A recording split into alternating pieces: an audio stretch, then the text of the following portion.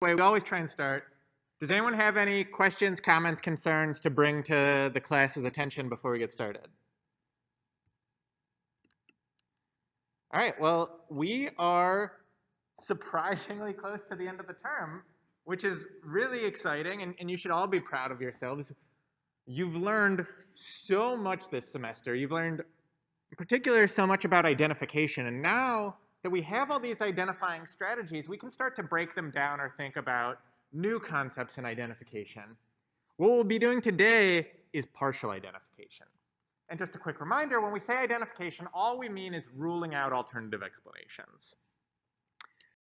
So whereas last class, we talked about matching and subclassification to find sort of plausibly estimated treatment effects where we can figure out how likely it is that someone becomes treated, whether or not they are. So how likely is it that a species is on the endangered list? Or how likely is it that you are a viewer of Dancing with the Stars? We can figure out how likely it is that someone becomes treated, and then we can compare treated to non-treated units based on this likelihood. What we're doing today is partial identification and bounding, which is maybe we can't figure anything out. You know, data are inscrutable sometimes. Data are difficult to work with sometimes. Maybe we can't figure anything out. But either based on very limited information or based on very simple assumptions, maybe we can put some bounds around it. Maybe we can't identify a treatment effect completely, but we can figure out whether or not one even exists. So let's start with an opening question. And some of you might have seen this before, but this is, I believe, a kindergartner's word problem. Carrie has 15 lollipops, 10 of them are red. How many are yellow?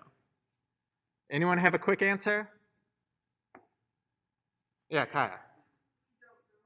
Okay, we might not know. Anyone have another answer? Yeah, Riley. Okay, some of the lollipops might be different colors. Yeah, Cynthia?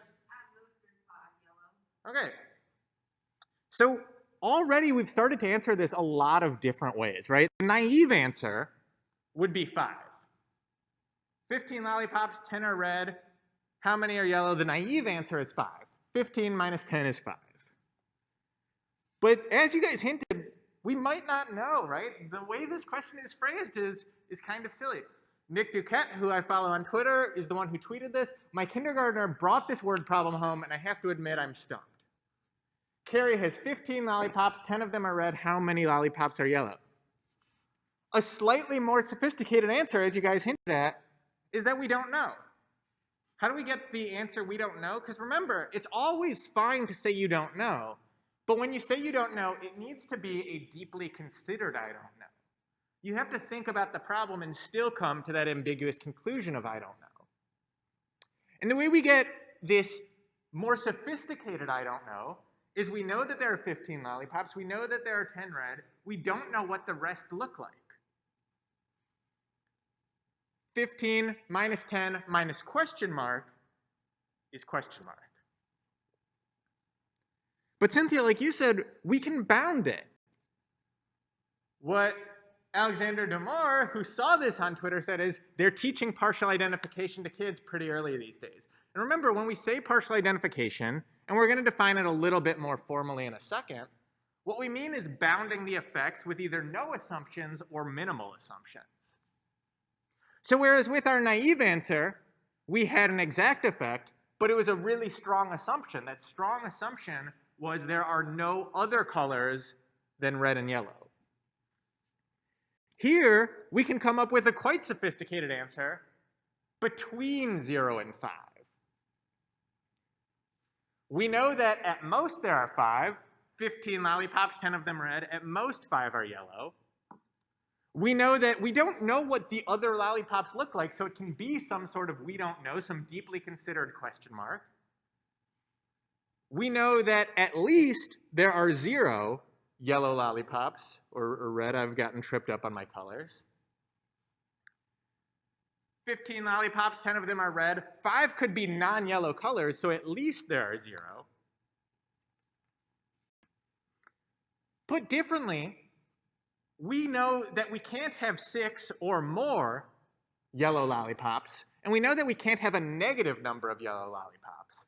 So our sophisticated answer to this question is between 0 and 5. Questions so far?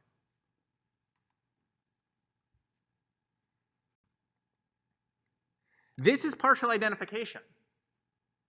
We've learned a lot about data this semester, and we've learned a lot about data limitations this semester. And sometimes when data are limited, it means that you can't learn something. But sometimes when data are limited, though we can't get a point estimate, we can still learn things from the data.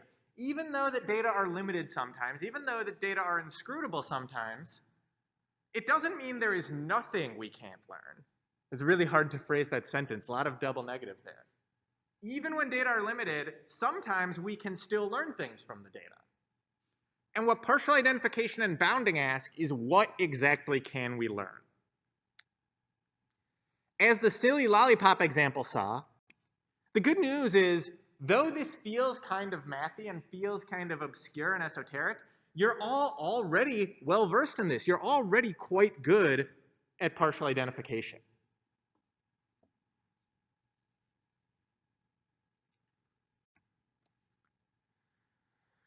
What partial identification does is either take the assumptions that we have in Born or take limited or minimal assumptions and attempt to bound the treatment effect.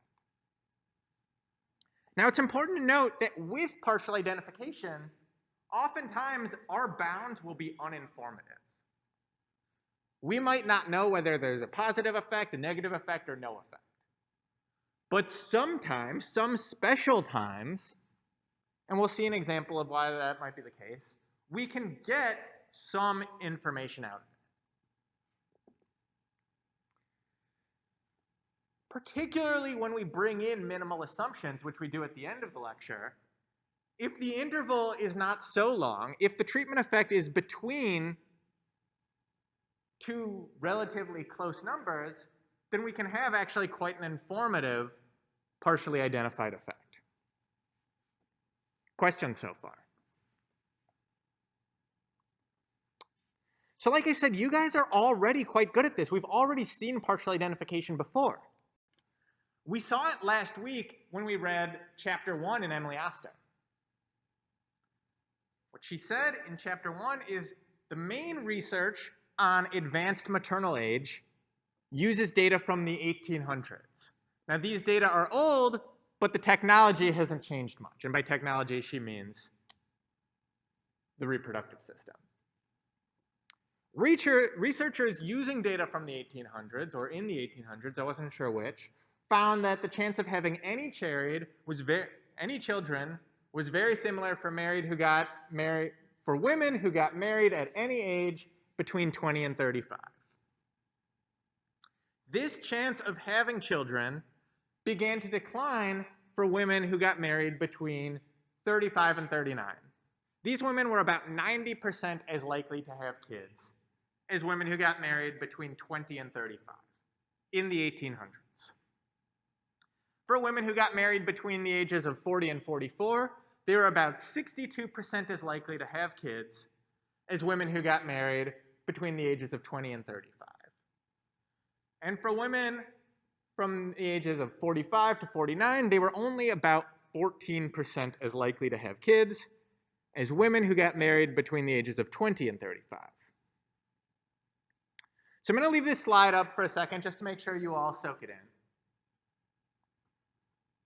But the important question we can ask is,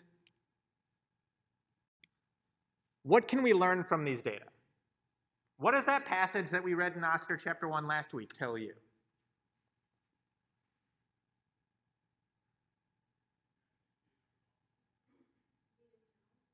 Yeah, what did you learn from those data?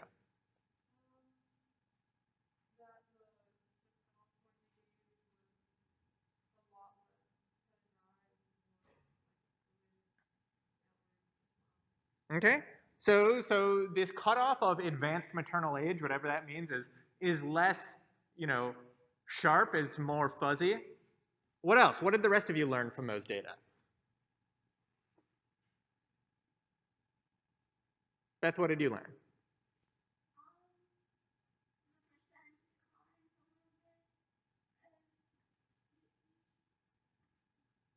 Okay, so we did learn that fertility declines with age. Makes sense. Your body is slowly dying. You're made of hamburger. What about the rest of you? What did you guys learn from these data?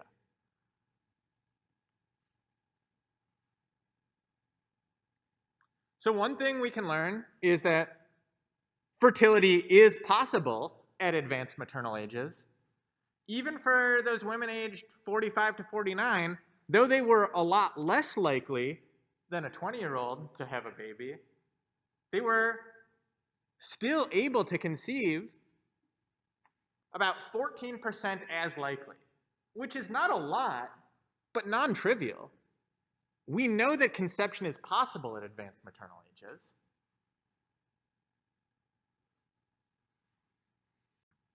But we also know that these data are quite old. These data are from the 1800s. So a reasonable question is, what's changed since the 1800s?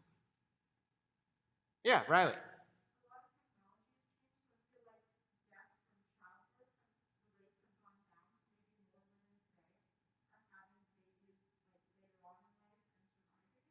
Okay, so advances in medical technology, fewer deaths during childbirth. Lily T.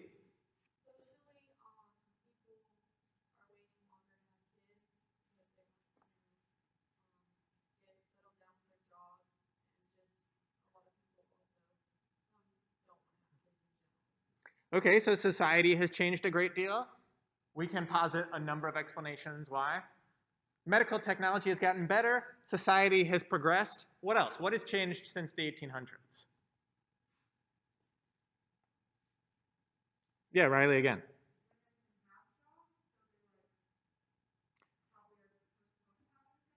Okay, so not only has society changed, medical technology changed, but let's call that, for lack of a better term, the exit option, what you're doing instead of having babies. Yeah, Jackie. Okay, people are living longer. What else has changed? Medical technology, society, the workplace, lifespans in general. All these things have changed since the 1800s. And it sounds like you would all agree that these things have changed for the better since the 1800s, correct? So what does that tell us about these data from the 1800s, these data on advanced maternal age? We know that in the 1800s, it was possible to conceive at an advanced maternal age. Women 45 to 49 years old when they got married were about 14% as likely as a highly fertile 20-year-old. We know that in the 1800s, conception at advanced maternal age was possible. We also know that society has gotten more progressive, lifespans have gotten longer, jobs have changed, medical technology has gotten better. So what can we say about our data?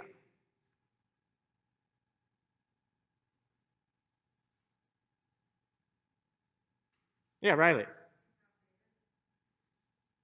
Sure, our data are outdated, but is that being outdated problematic? Jackie?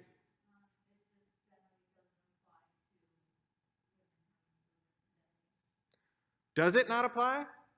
Because this book used data from the 1800s and said it wasn't that problematic.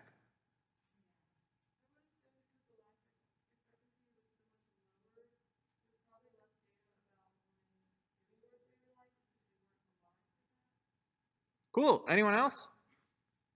Yeah, Riley.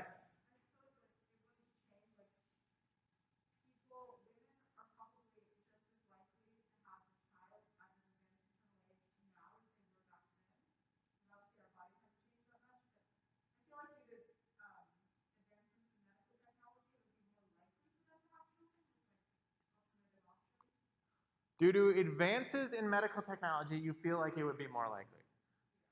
So let's let's take what we know about our data from the 1800s and place what I think is a minimal assumption on the data. That advanced age fertility has only increased since the 1800s. We have these data from the 1800s that say women aged 45 to 49 are about 14% as likely to conceive. Those are our data on advanced maternal age. And to someone's point, I forget who, I apologize, you said these data are out of date. And that's true to some degree. But the question is, what does out of date mean? What can we learn from these data anyway? And if what these data did in the year 1850 or whatever would serve as proof of concept that women at advanced maternal ages can still conceive, that concept has still been proven. If what these data did was serve as proof of concept, that still holds. And if anything, thank you, Riley, if anything, our medical technology has gotten better. So that 14% number that we have from the 1800s, it seems like it could only go up. Now, does anyone want to push back against this assumption?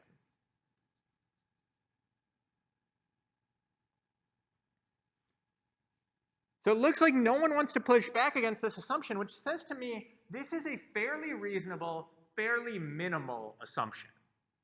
We are not, let's say, straining the data, straining our explanations of the data, bending over backwards to make the assumption that with advances in medical technology, advanced age fertility has only increased since the 1800s. That seems like a fair assumption, right? You guys are welcome to push back against it if you want. This is a leadership class. Yeah, Riley.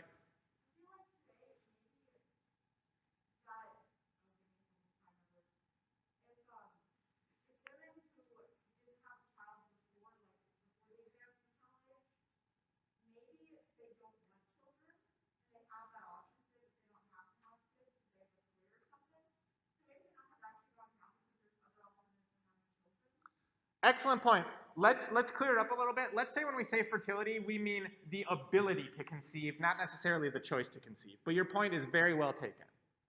So what we mean by that is, and we'll use your example, suppose you're aged 47, you have not yet had a child. It could indicate that you don't want to.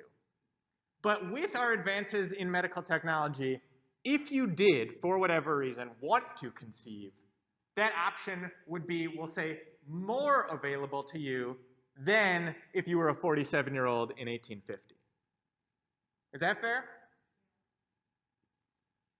Anyone else? Jackie, I think I saw a hand earlier. All right, great. This is what partial identification is. We are bounding the effect size. In this case, our data from the 1800s serves as a lower bound.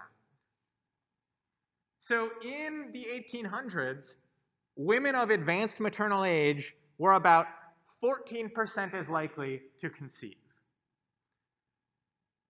People are living longer, people are healthier, we have better medical technology, we have a higher standard of living, in general, more money. We won't get into distributional effects. What this means is that our data from the 1800s, though out of date, are informative to the extent that they serve as a lower bound. Advanced maternal age fertility has not gotten worse since the 1800s. What bounding asks, what partial identification asks is, what if we make no assumptions on the outcome? Now, our data are limited. But if we make no assumptions, can we learn anything about the effect size? And the way we make no assumptions is by plugging in, say, the best case scenario and the worst case scenario. And that is kind of tricky language. You see this a lot in data-driven questions where a win or a good case scenario based on the question you're observing might be something like conceiving, and maybe that's not a good case scenario for an individual person. But we want to make no assumptions on the data what we do know is how many women there are aged 45 to 49. If some of them are conceiving and some of them are not, what would the data look like if all of them could conceive versus if none of them could conceive? We replace these question marks with, in this case, either ones or zeros to get a treatment effect. Now, as we said at the beginning of class, this might be uninformative. If no women were conceiving, they would have a fertility rate of 0. If every woman was conceiving, she would have a fertility rate of 100%. This is not a particularly informative bound. This is not a particularly informative, partially identified treatment effect. It's our job to see under what conditions these bounds on the treatment effect will be informative. Questions so far? So let's see an example. We know a lot of oil-rich companies have civil conflict and state weakness. We'll take Venezuela, for example. Venezuela is a relatively weak state, also very, very oil-rich.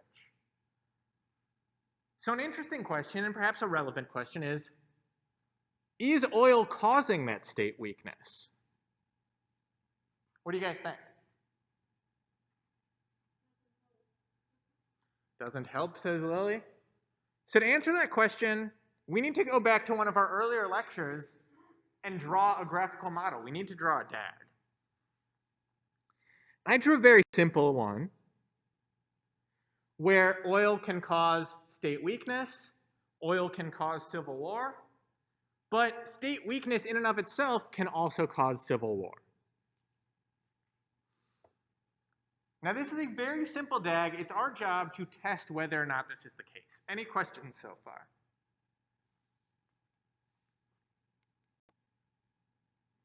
So I can envision 4 scenarios.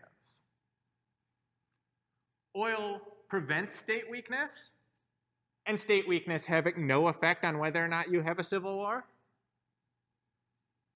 Oil preventing state weakness, and state weakness causing civil war. Oil having no effect on state weakness, and state weakness having no effect on war. Or oil having no effect on state weakness, and state weakness causing war. Notably, what did I leave out here of those 4 scenarios?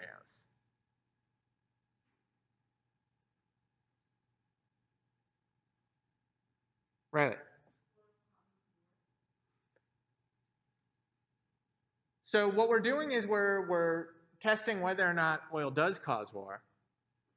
Excellent point. But what I left out of these 4 scenarios is oil causing state weakness.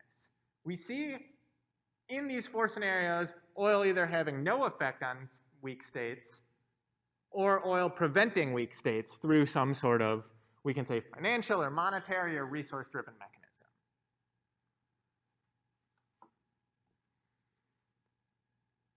So let's turn to the data. We've got 19 countries that we observe that have oil, 19 oil-rich countries. 3 of them have oil and are not in civil conflict, or are in civil conflict. 3 have oil and are in civil conflict. 16 of them have oil and are not in conflict.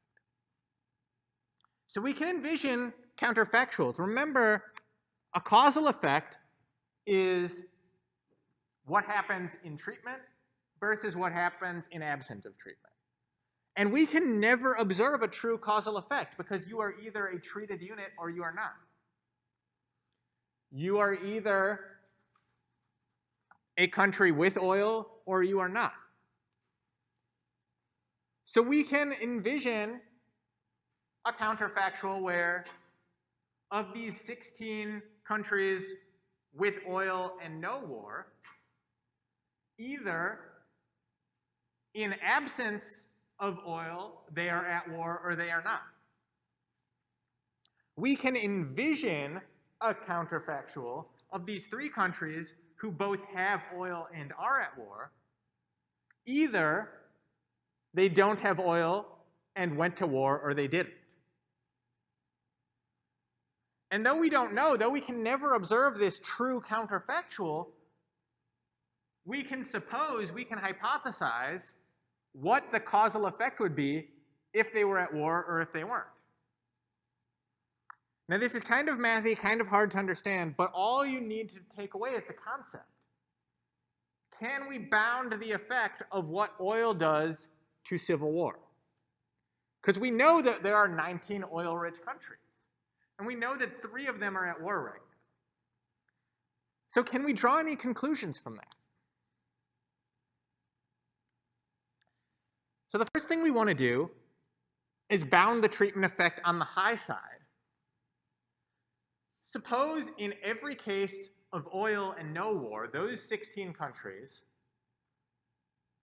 there would have been no war if they didn't have oil. So 16 countries, they have oil, they have no war.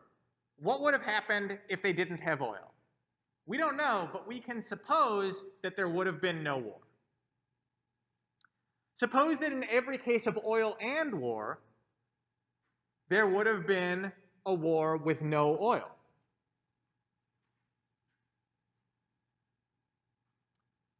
There would not have been a war without oil, sorry. So 16 countries with oil and no war. Our hypothesis to get the high side of the treatment effect is that no oil, no war. 3 countries with oil and with war. Our hypothesis to get the high side of the treatment effect is no oil, no war.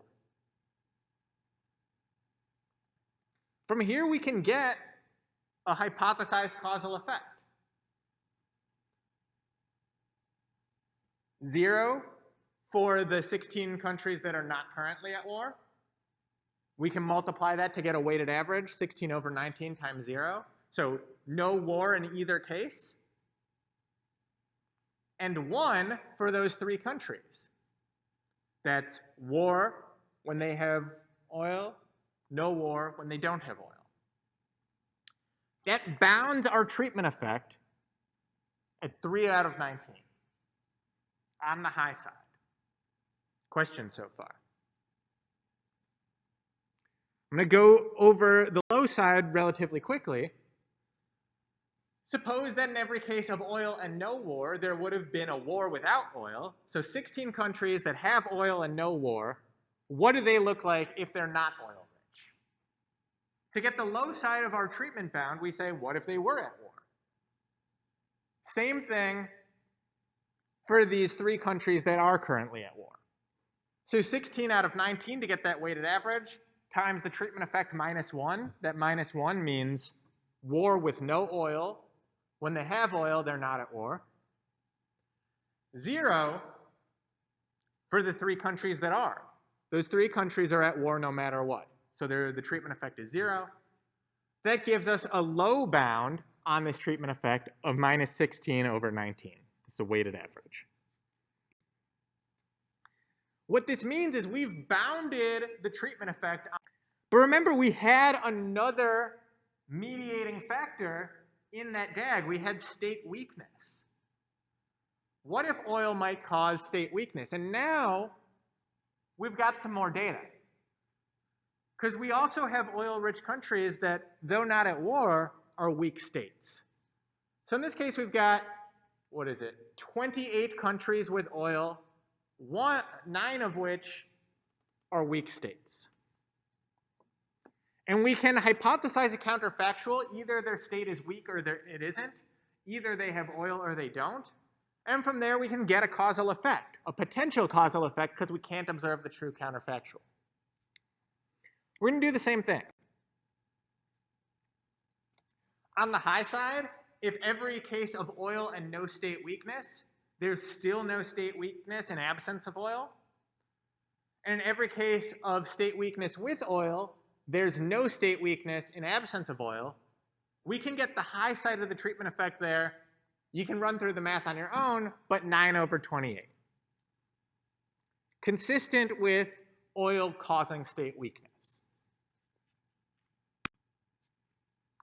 On the low side of things, suppose that in every case of oil and no state weakness, the state is weak without oil, and in every case of oil and state weakness, the state is still weak without oil.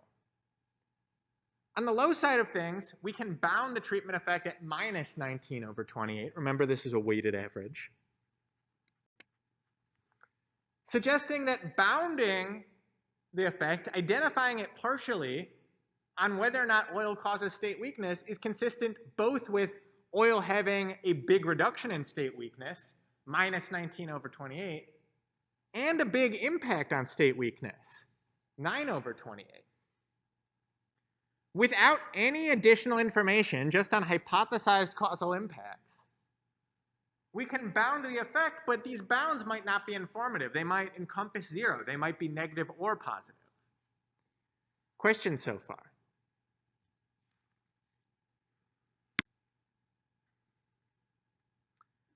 But that really wasn't our hypothesis. Our question was, is oil causing civil war through this mediating variable of state weakness?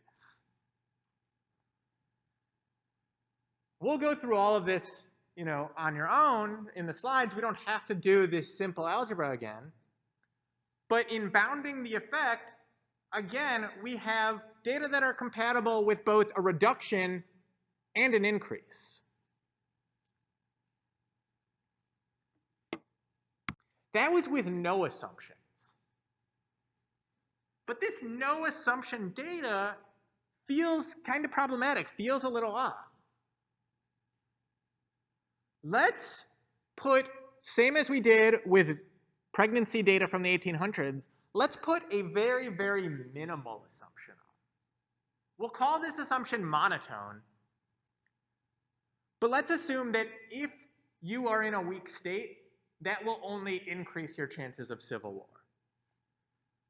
Which kind of makes sense when we tell the story about it. Probably consistent with our existing theories of international relations and civil conflict. But let's put this minimal assumption on. Being in a weak state cannot reduce the chances of civil conflict. If being in a weak state cannot reduce the chances of civil conflict, this limits, this simplifying assumption and arguably minimal assumption, limits our upper bound on the treatment effect. Now, oil might increase or decrease whether or not you land in a weak state. We don't have enough data on that. But if we rule out the fact that state weakness can decrease civil war, then the high bound, bounding this treatment effect, is 0. At most, state weakness can have no impact on civil war. It can't put you in better shoes. But the low bound still holds. State weakness might make you worse off. At most, it makes you no better off. At worst, it makes you much worse off.